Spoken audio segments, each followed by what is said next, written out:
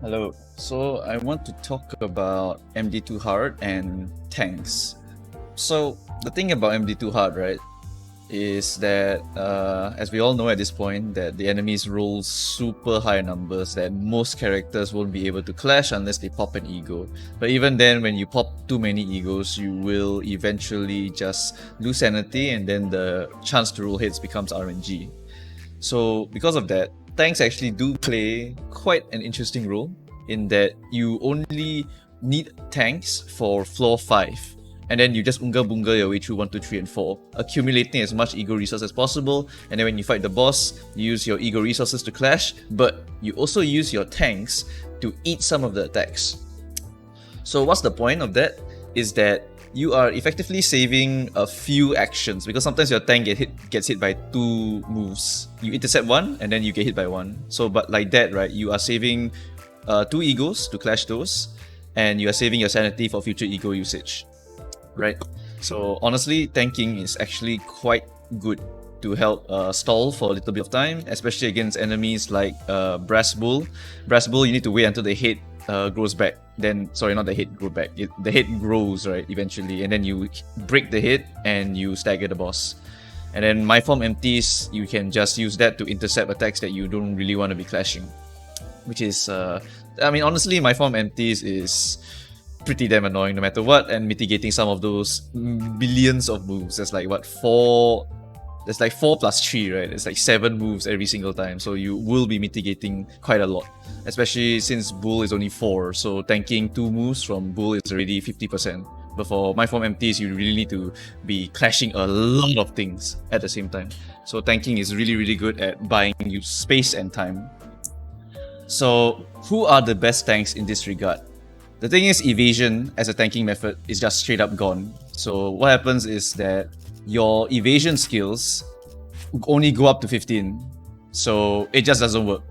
The moves will be rolling 20s and 30s when you fight specifically my form empties and Brass Bull, so evasion like this will not work. You will need something that can actually mitigate the damage.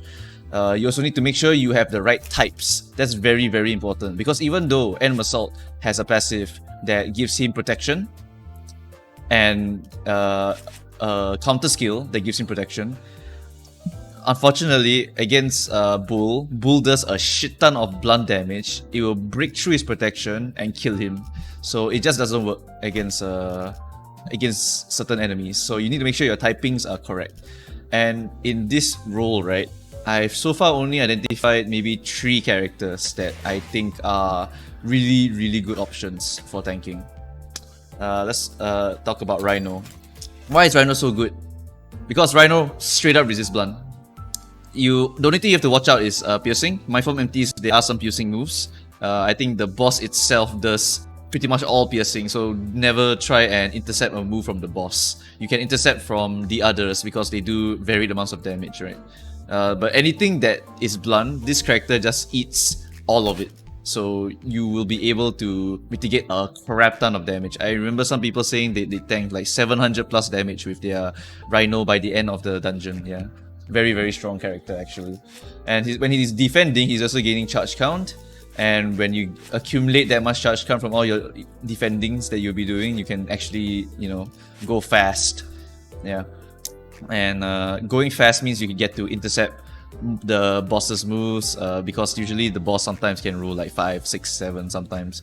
But okay, maybe 7 is a bit too high. Maybe around 5, like maybe 1 to 5 would be an okay boss range. So with this, you will be able to roll pretty damn good against them. Gives you a lot of possible numbers to roll, especially when you get the starter buffs that give you more speed. So getting the defense to charge yourself up, getting the passive to give yourself more speed, makes him an extraordinary tank, as well as this blunt resistance. Yeah, so really good tank against a lot of enemies in this dungeon. I remember actually there's quite a lot that do blunt. The Centipede does blunt, the Bull does blunt, and my form empties 2 enemies do blunt, and 1 enemy does slash, which is normal resisted, so it's totally fine to tank that as well. Yeah, so having blunt resistance really makes you a very good tank in the current dungeon so far. I'm not sure if there's any enemy that's super hard but doesn't do blunt. Yeah, I think the rest are manageable. It's just Bull and my form empties which are the main killers of runs. Okay, then besides besides Rhino, we also have Corp Hong Lu. Corp Hong Lu is busted. Yep. So Hong Lu gets another busted ID. I just didn't see it at that point because I didn't know that tanking would actually be a viable strat. The only reason it's viable is because you straight up cannot win a clash once you hit floor 5. So he becomes extremely good because this man takes so much damage to die, right? First off, he charges with his skill 1 and skill 2, his ego. His ego is Dimension Cutter, I'll show you later. And Dimension Cutter gives you a no-die move. And his passive here is also a no-die move, and it's charged by himself. He needs 5 Gluttony. When hit, if less than 20% HP, you heal by 90% of max HP and gain 1 ampule. Crazy. So he can just straight up not die once, right? He just resets to basically full HP. On his defense, he gains Corp ampule, and this Corp ampule gives him regeneration. So he is the only tank in the game that can regenerate the damage he's taken. So even if the enemy staggers him, right, he uses defense, he already has one of this, he's gonna heal back. And then if the enemy does too much damage and drops him to 20%, he just heals back to full. So this character is just crazy for tanking. He heals the chip damage that he's going to take. So you can, even if you want to use him to like defend earlier, like maybe floor 4 when the enemies are starting to hit a lot higher, you can also just use him and he'll just regenerate all the chip damage he's taking. So really good to help maintain your resources. 2 to 6 speed is pretty okay. I don't like the 2, but having 6 as your max is still pretty alright to help clash against most of the bosses. Sometimes you will be very slow, so you won't be able to touch the boss, but that's just what happens when you have 2 to 6 speed. But with the 2 speed buffs from MD2 Hard, you have a 2 to 8 range, so it's not super terrible, at least. Yeah, there will be times, but it won't be so bad that you won't be able to clash a lot of moves. Yeah. Alright, and then besides that, let's talk about his other ego. I remember I talked about him being extremely unkillable and that there was no content currently that would benefit him. Well, here's the content, right? And then, yeah, so let's talk about this ego. When hitting an enemy with negative status effects, this unit gains 1 charge count, and HP falls to 0 for the first time during battle. Spend all the charge and heal in proportion. So as long as you can get the charge, which this ego just gives you the passive, and then you use this ego once, right? And you're pretty much good to go, because in negative statuses, you can just apply whatever you want on the enemy. You can apply Paralyze, Sinking, Bleeding, Burn, and there are so many ego gifts that just apply those on hit. Rupture also works. So honestly, you will be able to get a lot of charge count, and then you just need to pop that to heal, and then you just don't die. Yep. This is falls to 0, by the way. So he has one that falls to 20 and one that falls to 0. So this guy straight up cannot die. Unless you triple tap him. You have to kill him once, he comes back. You kill him twice, he comes back. You kill him 3 times, then he's dead. Yeah, so extremely tanky tank. And yeah, he's like the best option if you want to mitigate any HP loss, chip damage, or you want to just eat some of the boss's tank, big hitting moves, because he can just heal it back. Yeah, so crazy good tank. And then the last one I think so far I have seen is Sloshing Ishmael, actually. So Sloshing Ishmael, surprisingly, actually has the right resistances. I don't actually have one, so I have to look here. Yeah, 41 defense, 2 to 7 speed, alright? So actually 1 more speed higher, and then you can go to 2 to 9, so the speed problem is not really there. She has normal resistance to blunt, which is still fine. Her defense skill is 12 plus 5, so she will resist quite a bit.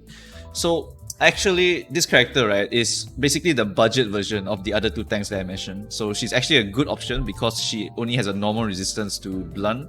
So unfortunately, she will take full damage, but she is able to tank quite a bit. She has a good speed, she has a lot of HP. So if you need a budget option to mitigate maybe like 2 to 3 hits, you can take this character.